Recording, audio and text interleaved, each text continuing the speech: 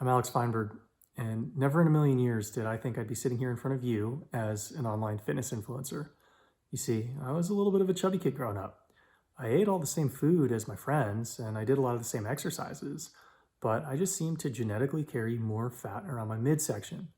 A lot of that changed as I worked my way into the athletic body that won me a Division I baseball scholarship. But by the time I got out of school, stopped doing hours a day of working out, that fat slowly started to come back. And this was very, very discouraging because I was still training very hard. You see, I would get up at 5:30 in the morning, run a few miles on an empty stomach, and go lift weights.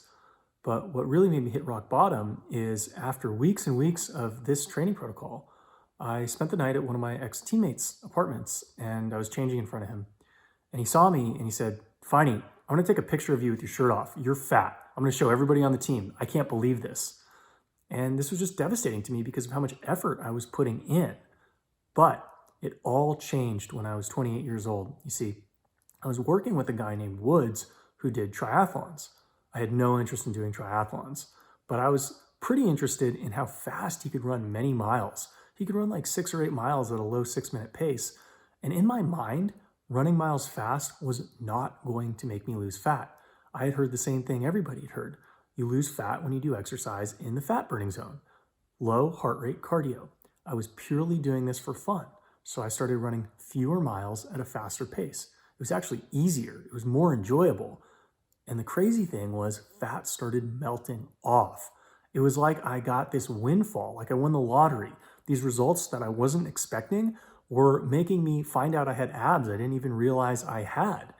And then I started applying similar concepts in other areas of my training. I started lifting heavier but less. And then I realized that there's so many ways I could simply replace things that weren't working with things that might work better. So I did this with my diet too. I started replacing bad ingredients with equally good tasting good ingredients just to see what would happen. And miraculously, I went from about 12% body fat to about 4% body fat on a hydrostatic test, which is an incredible drop for someone who never had to do any conventional dieting. My results were so surprising to me that I thought I needed to share this with the world because I know how challenging it is to stay on a plan. I know how challenging it was for me, how frustrating it was for me. And I thought if there was one thing I could share with the world, it was how to do this easy. So that's what I'm here to do.